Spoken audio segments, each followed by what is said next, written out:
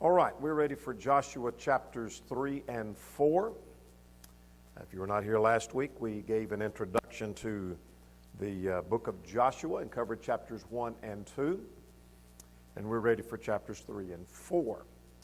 And because of how we are conducting the class, we're not going to ask you to recite the chapters, but we are going to go each time over the chapter titles. And hopefully that review of those helps us remember those. That'll help us a little bit. And hopefully we can commit at least a portion of those to memory. Chapter 1 was about Joshua prepares for the conquest. And chapter 2 had to do with the spies sent to Jericho. We try to come up with a chapter title that gives a summary of what that chapter is about, so that reminds us of what's in that chapter. So Joshua prepares for the conquest and the spies sent to Jericho. Last time we looked at an outline of the book of Joshua, borrowed from Wiersbe. Chapters 1 to 5 dealing with crossing the river. Chapters 6 to 12 dealing with conquering the enemy and then claiming the inheritance, 13 to 24. We're in the first of those in chapters 1 to 5, crossing the river. That section is subdivided by Wiersbe in 4 sections. And that is the commission to Joshua, we noticed in our last study, chapter 1. The covenant with Rahab, chapter 2, the spies. And then chapters 3 and 4 is where we are, and this is the crossing of the Jordan. So that's what takes place. And so they travel from Acacia Grove, or Abel Shittim, to Gilgal, and that's the journey they make in our study tonight. So let's get underway looking at chapter 3 of Joshua, and we'll try to give some practical things as we go along. And I'll try to answer some of the questions that we've handed out for everybody, and also try to direct you to the answers for the graded ages, the handout, in case we miss some of those. All right, question number 1 for tonight, simply a short summary of Joshua 3, and it's simply the crossing of the Jordan. Get ahead of ourselves, summary of chapter 4 would be the memorial stones. But both chapters together have to do with crossing over the river, and they get over the river, and they get to Gilgal, and they set up camp at Gilgal. And we'll come to that a little bit later. All right, let's talk about chapter 3, crossing the Jordan. 3 things happen in chapter 3. Joshua commands the people to follow the ark, verses 1 to 6. And then the Lord displays his power by holding back the water, 7 to 13. And the people cross over on the dry land. So what a marvelous thing that takes place, to the point that for generations to come, this event is going to be talked about time and again. Evidence, we're talking about it tonight, as pretty good evidence that it's talked about for generations to come. So let's look at verses 1 to 6. Now the spies have just come back, as you remember, at the end of chapter 2, and said that the Lord has truly delivered this into this land into our hands, and the people are faint-hearted because of us. And that is because of what the Lord has done among them, because that's what Rahab had told them. So beginning at verse 1 now, let's look at verses 1 to 6. Joshua rose early in the morning and set out from Acacia Grove. Now, Acacia Grove and Shittim and Abel Shittim is all the same city. So you may have a translation that says Shittim, or you may look that up on a map and it may say Shittim, and you look it up on another map and it says Abel Shittim, same city. And Acacia Grove, same city. And so that's this city right here, Abel Shittim, and we'll come back to some things. Now, what's going to take place here is they're going to go from Abel Shittim right here over to the Jordan River and make their way across the Jordan River. So they make their journey over there and stay for a little bit. We'll get to that here in just a second. All right, so they went and they came to the Jordan, and the people lodged there before the river, and they stayed there for 3 days, according to verse 2. So after the 3 days, he sends officers through the camp. And what happens? Well, they commanded the people, saying, when you see the ark of the covenant of the Lord your God, the priests, the Levites, bearing it, then you shall set out from your place and go after it. So here's your instructions. Here's the divine instruction. That's going to be important a little bit later. You're going to see the priests take off. God will tell them. God will tell Joshua, and Joshua relays it to them. And so the priest will know when to take off, and when they take off, y'all take off following after the priest. Now, verse 4, there shall be a space between you, and back up to say, we're going to come back to this, that they're not crossing the river nor conquering the land without divine instruction. They have complete divine instruction, even about making their way down to the river. That you're going to leave when the priests leave, and you're going to follow the ark, so God's going to give them divine instruction. Now, verse 4, there shall be a space between you and it, that is the ark of the covenant, about 2,000 cubits by measure.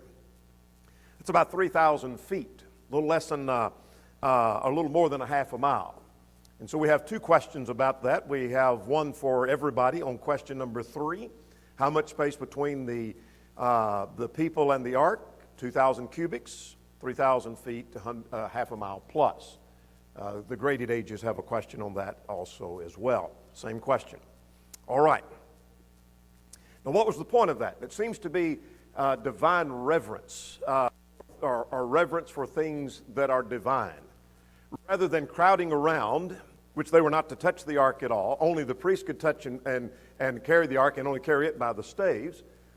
It seems to be a point of divine reverence. As God is leading them with this ark, y'all keep about a half a mile distance, some 3,000 feet, a little over half a mile distance between you and the ark.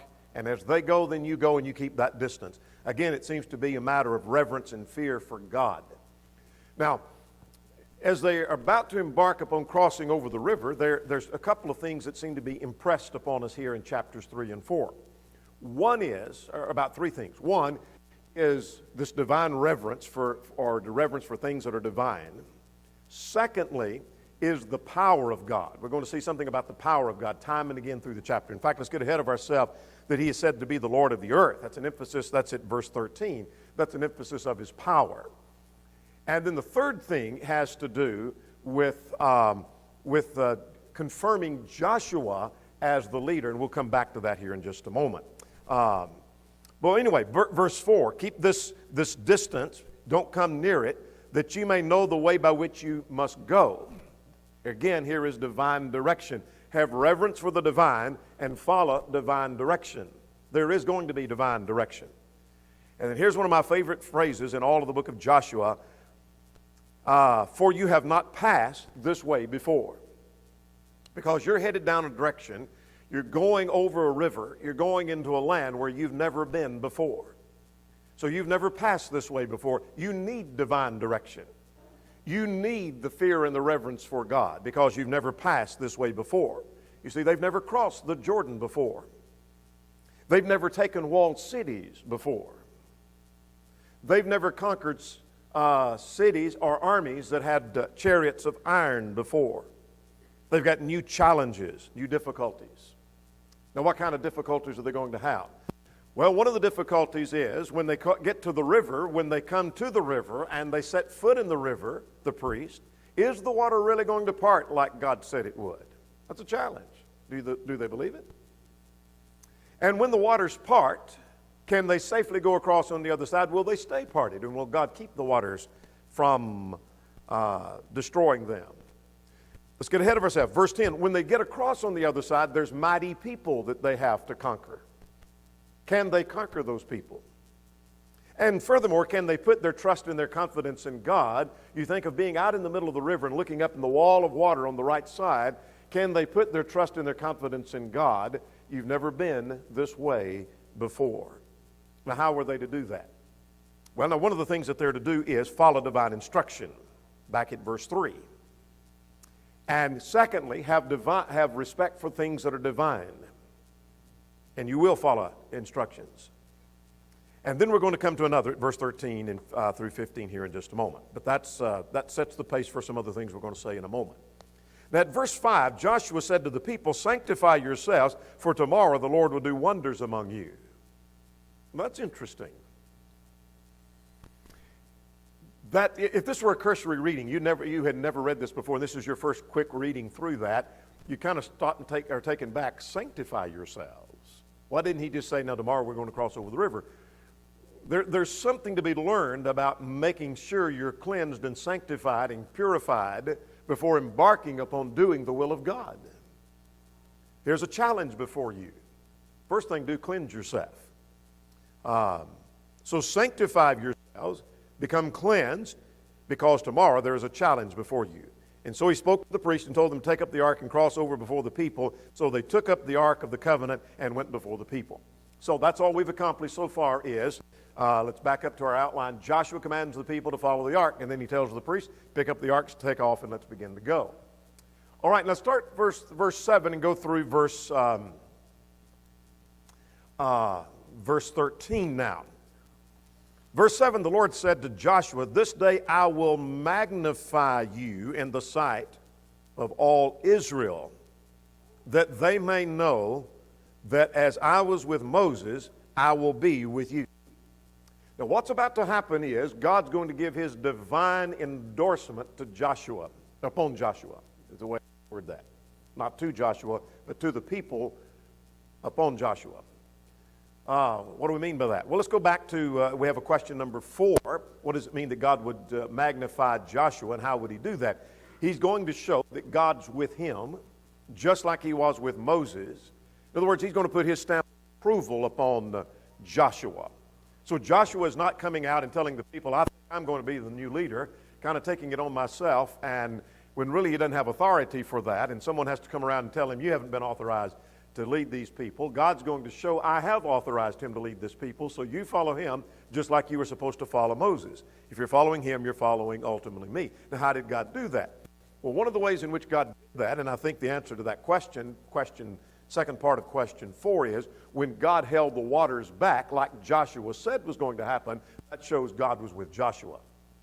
So Joshua gives instructions that came from God, of course. You go set your foot in the water, and when you set your foot in the water's going to part, and when they set the foot in the water's parted. That shows God was with Joshua. Make sense? God gave you a stamp of approval. So I'm going to magnify you in the sight of all Israel, that they know that I'm with you as I was with Moses. So you must command the priest to bear the ark, and when you come to the edge of the water, you shall stand in the Jordan. Now, when we get to verse 15, that's kind of an intimidating thing to do. But Joshua, verse 9, it said to the people, come here. You might underline the word here. We'll talk about the word here later. If not now, we will perhaps in the invitation. Come here and hear the words of the Lord your God. Now, that's part of the success. Since you've never been this way before, we need to follow divine instruction. God has promised divine instruction, but what we have to do is to listen to divine instruction, since we've not been this way before. So hear the words of the Lord. And so Joshua said, Joshua said, by this you shall know the living God is among you, and that he will without fail drive out from before you the Canaanites, the Hittites, the Hivites, the Perizzites, the Girgashites, and the Amorites, and the Jebusites. Well, that's a mouthful. So let's talk about those people, and then we'll come back to the flow of the text. Let's talk about these nations now. There are more nations listed here than are listed. Verse 10 just seems to give a sampling of that. I don't think it was intended to be an exhaustive list. But for example, you have the Amalekites and you have the Hittites down in this region, and you have the Ammonites over here. You have the Perizzites and the Hivites and the Canaanites. We referred the whole land as the land of Canaan, and all of them as Canaanites, but there were Canaanites over around, in the region of the Philistines, and the Hittites just below that. So these were various bands of people that were in the land. And so what I want to do is go back to verse 9 now. God gave his divine endorsement to Joshua by the events that are going to take place here. And by doing so, he's demonstrating that if Joshua leads you to conquer the enemy, you're going to be able to conquer the enemy. Does that make sense? So if Joshua says, we're going to take this city, you're going to be able to take that city. If Joshua says you're to go and conquer Jericho, you take and conquer Jericho because I've given my divine endorsement upon that.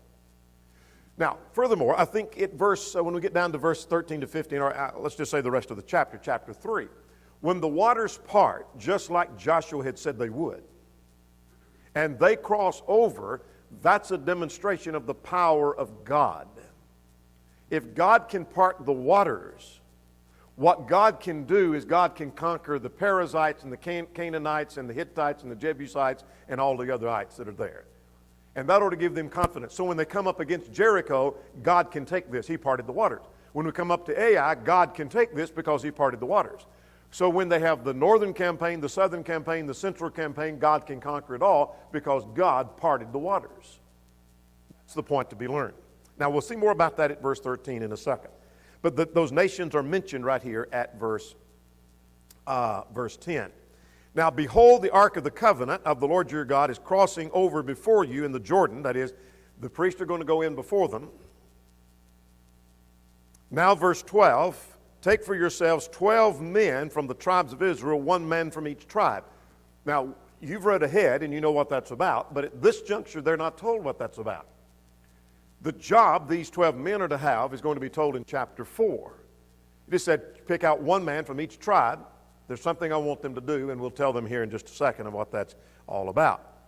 Now, there's an interesting point at verse 13 before we leave that section and move to the rest of chapter 3. Verse 13, it shall come to pass, and as soon as the soles of the feet of the priest who bear the ark of the Lord of all the earth.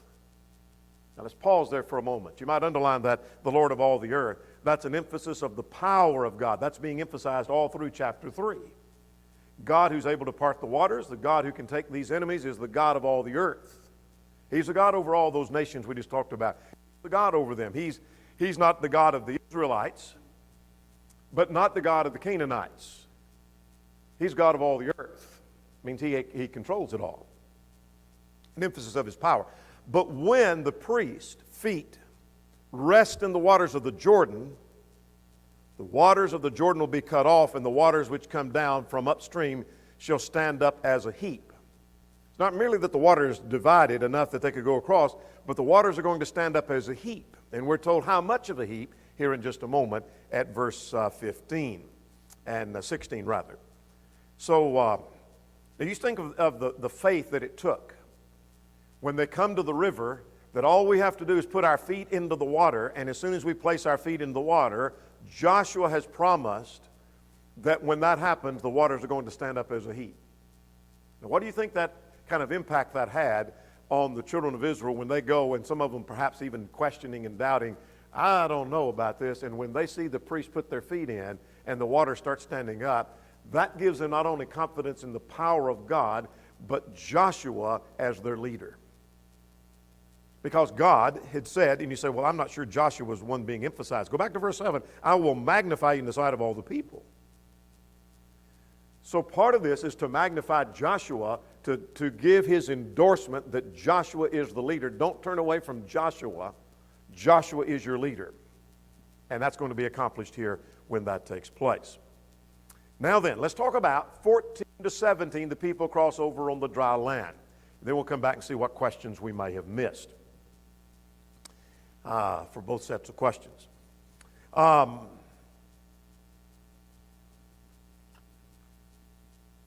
In verse 14, when the people so it was that when the people set out from the camp to cross over the Jordan, the priest bearing the ark, and as those who bore the ark came to the Jordan, and the feet of them that bore the ark dipped in the edge of the water, skip the parenthetical phrase, we'll come back to that the waters which came down from upstream stood still and rose up in a heap very far away. And we'll talk about how far away in just a moment.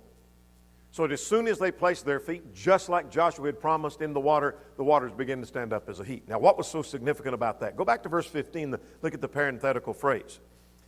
For the Jordan overflows all the banks during the whole time of the harvest. Understand that there were times when the river would be so shallow that you could walk across, not without wading through the water, but you could make it across the river in some spots. But this is in the time of the harvest, and the text says it overflows all the banks. Many suggest that it's perhaps 10 to 12 feet deep. 10 to 12 feet deep. And you think of crossing over the river that's overflowing the banks, has the water that's 10 to 12 feet deep, and they're going to cross over that. That must have looked. But when they set their feet in the water begins to heap up. Now, verse 16, I want us to go back to verse 16 now and talk about a couple of cities that are mentioned here. The waters which came down upstream. In other words, Some of the early Bible class literature, by early I'm talking about the graded Bible class literature that puts pictures in their workbooks, give a picture of water standing up and there's a heap on both sides. And so there's a wall on each side. That's not the picture given here. The picture is given of it walled up on one side and drying up on the other. And the water downstream dried up. So let's read verse 16. And the waters which came from upstream stood still and rose up in a heap very far away at Adam, the city that is beside Zertan. So the waters went down that went down to the sea, the salt sea, failed and were cut off, and the people crossed over opposite Jericho. So down below, that is, as they're crossing over on their left side, the water's dried up. The water's failing. And so the water's going down. But over here, it's heaped up. Now, how high is it heaped up? I don't know. But how far did it heap up? As far as Adam. Now, here's some of the cities that are mentioned here. We're not so much sure, at least scholars are not so much sure where Zaratan is, but it's in close proximity to Adam. Adam is the city that's being talked about. And so they've crossed over, and they've gone from Abel Shittim and perhaps gone somewhat north. We don't know exactly the location, but gone somewhat north to the river, and the water is backed up as far as Adam. Some have suggested that we're talking about 15 to 20 miles of water heaping up. Not high, but in the direction. So as the water keeps coming down and it's mounding up and piling up, it was done miraculously, of course. And so it's walled up, and it goes for some 15 to 20 miles. Perhaps, we don't know exactly, but it is thought that Adam was probably 15 to 20 miles from where they may have crossed. And so but go back to verse 16. What's the phrase I'm looking for? It was heaped up very far away at Adam. So it wasn't that they crossed right at Adam and that it heaped up, but far away at Adam. So it was a distance that the water heaped up. So get the picture. The wall of water on the one side, dry on the other side, or at least water going down on the other side, and it's heaped up for some distance for very far away. Now then, verse 17, let's get that, and then we'll go back to our questions. The priest who bore the ark of the covenant stood firm on dry land in the midst of the Jordan, and all Israel crossed over on dry land until the people had crossed completely over the Jordan. A couple of things we want to know. One is the priests go in the ark, and they get out in the middle, and as the water has parted, and they stay there while the rest of the people come across. But it's interesting they went across on dry land, not on muddy soil. And again, how did that happen when the river's just been there? If the waters can wall up by the power of God, God can drive the land out, certainly, and they can walk over on dry land. So that's what's been accomplished in chapter 3, the crossing of the Jordan. He commands the people to follow the ark. God displays his power, not just trying to get them across, but he's displaying his power. That ought to send a message to them. So when they have any enemy on the other side, God can handle this. How do you know? Well, because he parted the waters. When there's another challenge, I'm not sure we can take, well, yeah, you can, because God parted the waters and the people cross over on the dry land. So a couple of things have been accomplished here in chapter 3 for the Israelites. They've seen the power of God, number one, and they've seen an endorsement of Joshua. Make a note of that in the margin somewhere. Joshua's been endorsed and God's power has been displayed. Will they forget that? You bet they'll forget that. Before it's over, they're going to forget Joshua's their leader, and they're going to forget the power of God. That's going to happen. Now, how do I know they're going to have a tendency to forget if I don't know anything in advance? Because God gave them a memorial in chapter 3, lest they forget. Because people have a tendency to forget. Now, let's get some questions out of the way. Question number 4, this is for everybody. We just did that one. The question number 5, what instructions were given to the priest bearing the ark for crossing the Jordan to go before the people and set their foot in the water, and the waters would part, and they were to stay in the middle of the waters. All right, that's all of question 3 for those of the graded ages. If you didn't get question 2, that's 10 to 12 feet. What city is being discussed there? It was the city of Adam, and how many miles were the waters backed up? You should have got 15 to 20 miles. All right. Let's go to chapter 4 now. Go to chapter 4. Chapter 4, 5 things happen in chapter 4. 12 men take the stones as a memorial, verses 1 to 8. Joshua sets up 12 stones where the priest stood. That's another memorial. We'll come back to that at verse 9. And all the people and the priest cross over. Now, again, as we've talked about, before I finish that outline, this is talking about the events that we've just covered. Chapter 3 just talked about them crossing over. This is not another crossing. And everything in chapter 4 is not taking place after. This is talking about the crossing over that we just covered. This is giving us more details of that. Then after the people cross over, the water returns back as it was. The water doesn't stay heaped up as we saw in chapter 3. And then stones are set up for a memorial. Chapter 4, verses 19 to 24. So let's get underway looking at chapter 4. I call this simply memorial stones. That ought to remind us what chapter 4 is about. The establishment of the memorial stones, that's going to be important for the children of Israel. So let's look at the first 8 verses. And then we'll come back to our questions here momentarily. When all the people had completely crossed over the Jordan, that the Lord spoke to Joshua and said, take the 12 men from the people, one man from each tribe. Those were the men that we dealt with earlier that had been chosen. Take those men that have been chosen. And to tell them to take for themselves 12 stones out of the midst of the Jordan from the place where the priest stood. So the priests are standing in the middle of the Jordan. Go where the priests are standing, pick up 12 stones. And where the priest's foot stood firm, that is, the priests weren't walking around while this was going on. They're standing firm. They're standing still. And you carry them as you leave and into the lodging place where you'll lodge tonight. So wherever you set up camp tonight, that's where you're going to take these stones. We don't see that till the end now. So Joshua called the 12 men and appointed them, and he told them to cross over before the ark. That is, the ark's going to stay here for a moment. You go on over and take the stones. That this may be a sign among you when your children in time to come say, what do these stones mean? Now, on more than one occasion, this is an interesting concept. We saw this in Deuteronomy 6. Deuteronomy 6, and that hadn't been too far back. I don't mean for us, I'm talking about for them, that they've heard that sermon from Deuteronomy 6, where Moses had made the point that your children are going to ask, what do all this mean? What do these commandments mean? What do these ordinances mean? And it's a teaching opportunity. And when something is being done that people don't understand and they start asking questions, it's a teachable moment. And so set up these stones when you get over there and it's going to be at Gilgal. We don't know that yet, but we're going to see that in a moment. When you get to Gilgal, set up those stones, and your children are going to be asking later, in years to come, what's all these stones about? That I hear people talking about that, and they've talked about it for years. What are those stones? And it's a teachable moment to talk about the crossing of the river, the power of God, the parting of the waters, et cetera, et cetera. So you'll answer them, verse 7,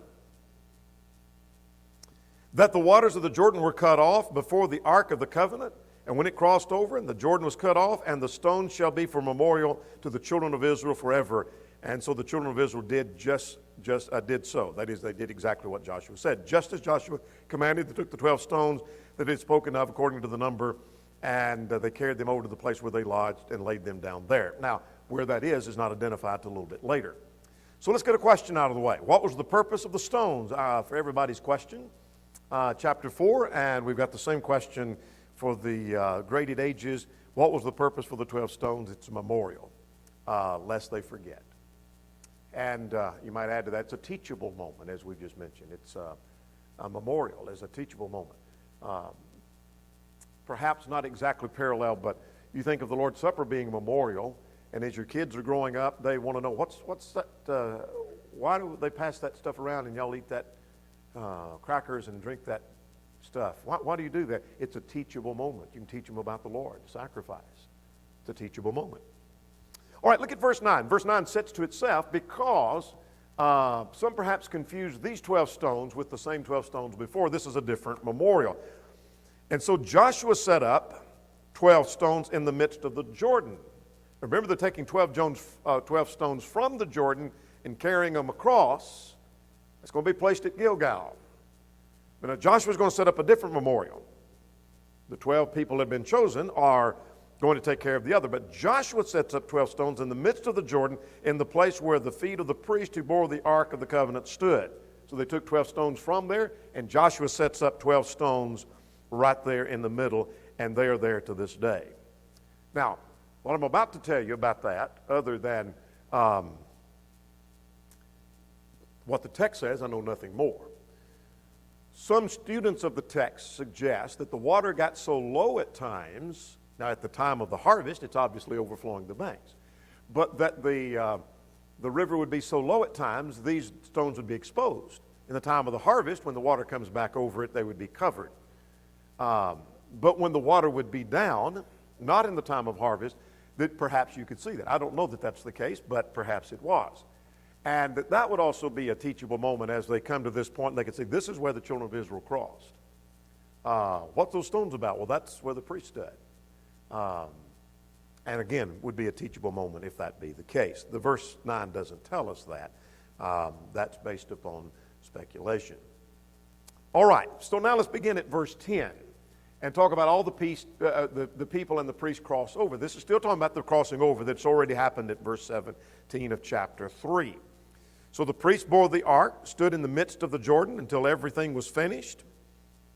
According to all that, hang on a second, I lost my place. Verse 10, until everything was finished that the Lord had commanded Joshua to speak to the children according to all that Moses had commanded Joshua. And the people hastened and crossed over. Now that's an interesting phrase, that they hastened and crossed over. I take it not only that were they rushing to get across, but they were hastening to do the will of God at this point. They seem to be complying. Later on, they don't always do that. But at this juncture, they seem to be doing exactly what God wants them to do. They're ready to cross over, so they hasten to do exactly what God said. So the people completely crossed over, and the Ark of the Covenant had crossed over in the presence of the people.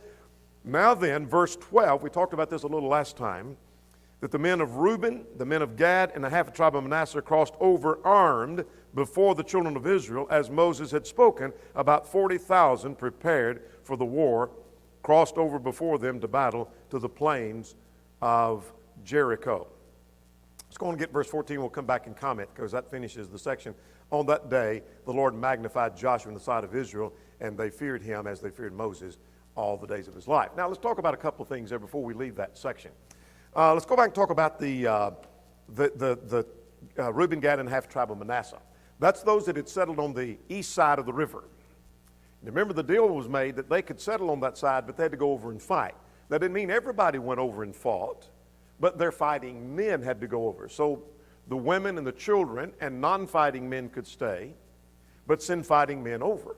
So how many went over of those tribes? There was 40,000 prepared to go over and to fight. Now that's not all their fighting men. So that doesn't mean that some of them backed away as cowards. There needs to be some staying back in order to protect those that have already settled in the east side of the river. So how many were there? If my numbers are correct, and I quickly went back to check, and I didn't go back and closely verify this, Gad had 40,500 fighting men. Manasseh, that's the whole tribe of Manasseh, had 52,000 fighting men. And Reuben had 43,700 fighting men. So they had far more fighting men that went across. So what's the deal? The deal is that this number needs to go across to fight, and others are going to stay back and protect those that are staying there. So I don't think that's a violation of what God had said. In fact, verse 11 and 12 and 13 seems to be saying they're doing exactly what Moses or God had said through Moses. Now verse 14, this is exactly what we saw in chapter 3 and in verse 7, that the Lord magnified Joshua on that day. That is when they crossed over the river. So that's how I knew when I got over to chapter 3, verse 7, that the magnifying of Joshua was in the crossing of the river. Is because when that happened in that day, on that day, as soon as they got across, the Lord had magnified Joshua. Because Joshua had said, you set your foot in the water, and the water's going to part, and they set their foot in the water parted, and they went across on the other side. God just magnified Joshua and established him as the leader. In other words, God gave his stamp of approval and sign across that, saying, he is my man that's going to lead you. And that's very, very important. God did that with Aaron, remember. And God's going to do that with other prophets and leaders along the way. All right. See if I'm missing any questions here. Let's go on to verses 15 to 18. 15 to 18, the waters returned. Then the Lord spoke to Joshua and said, command the priest who bear the ark to come up out of the Jordan. They're still standing in the Jordan. The people have all gone across. The water is still departed because the priests are standing there in the middle of the Jordan.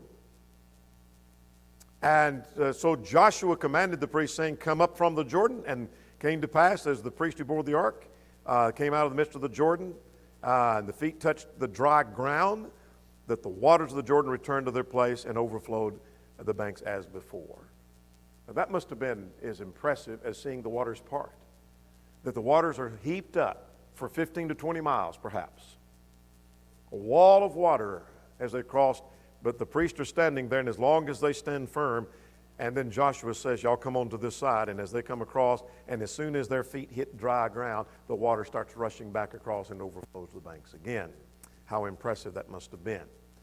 Now let's get the rest of that chapter. We have time to do that and may even finish a minute or two early. The stones are set up as a memorial. This is what was to be done. So let's see where that takes place and see if we can find that on the map. Now, the people came up from the Jordan on the 10th day of the first month, and they camped in Gilgal on the east border of Jericho. Now, this is 40 years after they've left Egypt. They left Egypt 40 years ago. And now they've come 40 years later and crossed over, and they've come into the land, and they come to Gilgal. Now here's Gilgal. To give you kind of a bearing of where we are, this is the Salt Sea or the Dead Sea and the Jordan River. And here is Jericho. And just to the kind of the northeast side of Jericho is Gilgal. And that's where they set up camp. And so they came there that night, the text says. And so what do? Well, verse 12 says the 12 stones which they took from the Jordan, they set up at Gilgal. Why did they do that? It's for memorial. So we had a question. Where were the stones to be placed? Where they camped that night, which is Gilgal. Both sets of questions have that. They were to set that up at Gilgal. Now let's go further and see what else we find in verse 21. Here he talks about this teachable moment. That when your children ask the fathers, what are these stones? That you shall let the children know they crossed over on dry land. For the Lord dried up the waters. When they crossed over, just as God had caused us to cross over the Red Sea, he dried up the land for us. In other words, to remind them not only of this crossing, but tell them about 40 years before, about the crossing of the Red Sea. Tell them a little more history when they ask. Now verse 24, that all the people of the earth may know the hand of the Lord, that it is mighty, and that you may fear the Lord your God forever. Let's come back and talk about that, but let's get question 9 out of the way. What would the memorial stones cause to happen in the future? It should cause them to fear God. They should be able to look at those stones and think, you know what? God parted the waters. And I heard about another parting back 40 years before that. And that ought to make them fear God. Fear involves standing in awe of his power and his might, but also being afraid. If God has this power, then I need to do what he says, and I need to be obedient to him. So it ought to cause the fear of God. That's what any memorial, biblical memorial, ought to take place. For the graded ages, your questions on chapter 4, where did Joshua place some stones that was in the middle of the river? And where did they set up camp? You should have got Gilgal. And that should be all of those questions. All right. One other thought about verse 24, and we'll wind up here. And that is, verse 24, not only that you would fear the Lord, but that all the people of the earth may know the hand of the Lord, that it is mighty.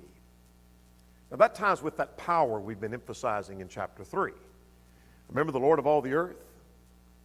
And you keep telling this story, is what he's telling the children of Israel, about the parting of the waters to the next generation, and then they tell it to the next generation, and then they tell it to the next generation.